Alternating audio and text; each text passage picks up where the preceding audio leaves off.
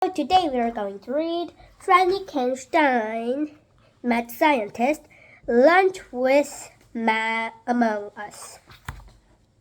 From the New York Times bestselling author of Dear Dumb Diary. Contents: 1. Franny's house. 2. Franny's room. 3. New at school. 4. A professional. 5. The experiment begins. 6. Back at the lab.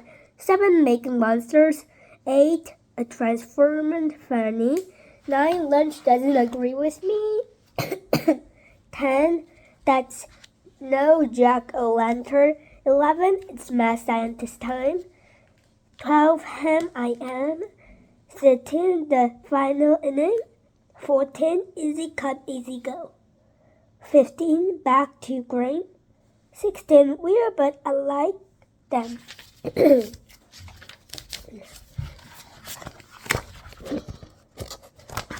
Franny's house. The friend's family lived in a pretty pink house with lovely purple shutters down at the end of the dreadful street. Everything about the house was bright and cheery. Everything, that is, except the upstairs bedroom with the tiny round window. The room belongs to Frankenstein, and she liked to keep it dark and spooky and creepy. A few days, her mother would come in to redecorate Franny's room with daisies and Lexus and pictures with lovely horses. It would always look so sweet and pretty. But by the day, Franny would somehow manage to make it look dark and creepy and spooky again. That was how she liked it. Like a dungeon, complete with giant spiders and bats. Bats. Where does she get bats? Her mother would ask and saw Franny's room. Is there a bat store around here or something? Of course, there wasn't a bat store around.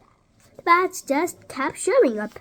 The bats liked Franny's room, and Franny loved bats. They like red pretending wings, she'd say. What's not to like? Chapter 2. Franny's room. Franny's bedroom was really something special. It had a big streaming test tubes, strange bubbling breakers, and a whole bunch of crackling electric windows that Franny had made by herself.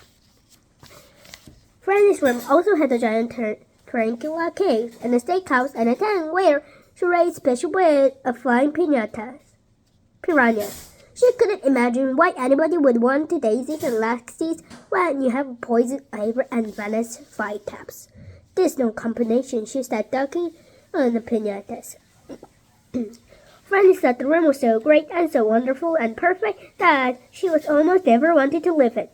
But when she had, of course, for things like go outside, eating dinner, going to school, and using the bathroom, which was something Franny liked to do. Whoops, that wouldn't sound right. It was going to school Franny really liked. Chapter 3. At school. Franny and her family had just moved on the house in the end of the dreadful street, and she was new at school. She liked her teacher, Miss Shelley. She thought she wouldn't like the other kids too, but they really weren't very friendly toward Franny.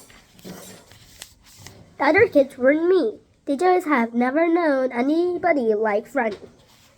Somebody else had a drum robe like Franny's.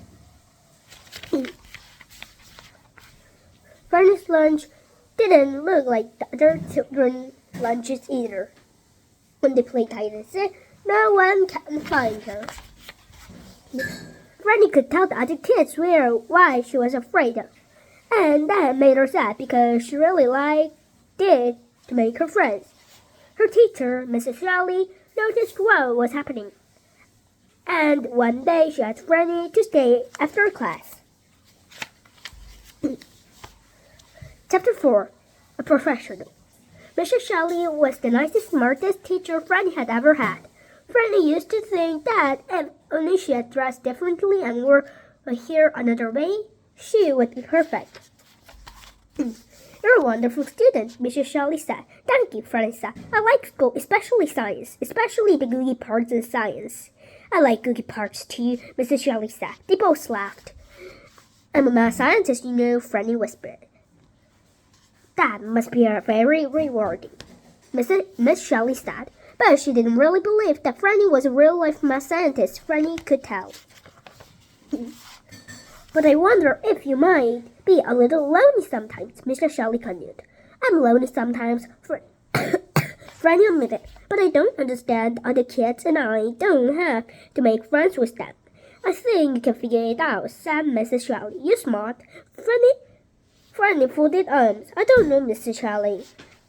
Think of an experiment, Miss Shelley said. Franny's eyes lit up. A wide grin crawled across her face. An experiment would be the one thing that she could just resist, and Miss Shelley knew it. Experiment, Franny pointed to the air, and the mad scientist ran to think about the conducting. Experiment begins tomorrow. Chapter 5. The experiment begins. The next day, Franny came to school and prepared to first her experiment before the class formed. Some of the kids playing with dolls. Franny was delighted. She knew about dolls. She loved dolls. In fact, she loved them so much that she had made some special models about one in the house. Chambalia, fashioned up by F.K. Stone. Super dangerous.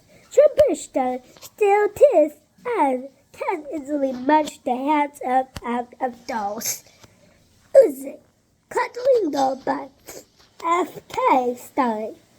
Using fingers, sticking guts whenever you hug it.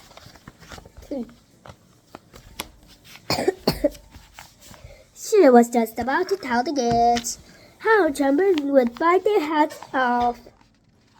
The dolls when she noticed something. The dolls were all kind of sweet and pretty. All they had was long hair and flowery dresses. Not a single one oozing egg.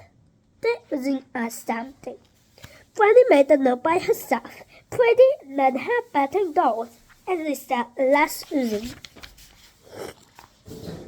At lunchtime, Franny was sat down at the table with a bunch of kids. She was getting ready to take an exquisitely delicious crab rolling in pumpkin sauce when she met another affection. Peanut butter and jelly sandwich was on her left, lunch meat sandwiches on her right. As far as Franny's eye could see on the carpet, soft, white, squishy sandwiches. No casseroles, no stew, no carbons, just sandwiches. Is this all they eat ever yet? She whispered to herself, and she made another note. Squashy sandwiches, it said. Franny stuffed her lunch to the trash. During recess, the kids decided to play softball. I have a ball, one of them said. But I need a bat, said another one. A bat? Franny said. Finally, something I understand. She reached into a backpack and got one. Just then, a little boy passed with a basketball bat. Bat up, he shouted. Stop, Franny. There's more than one kind of bat. As the classmates started playing, she took out a notebook and made another note. A bat can also be a big stick that you hit things, she wrote. After school, Franny picked up her backpack filled with custom dolls and spiders and notes and bats and headed to home and read later and she gathered that day. Okay, let's see at chapter 6 in part 2.